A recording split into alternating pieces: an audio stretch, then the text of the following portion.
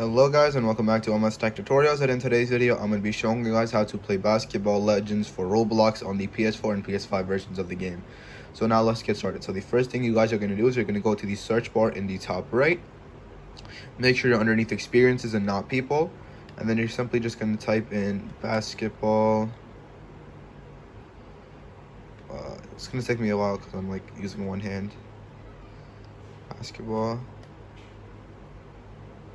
There we go, Basketball Legends. The one all the way to the left. Basketball Legends. Click X.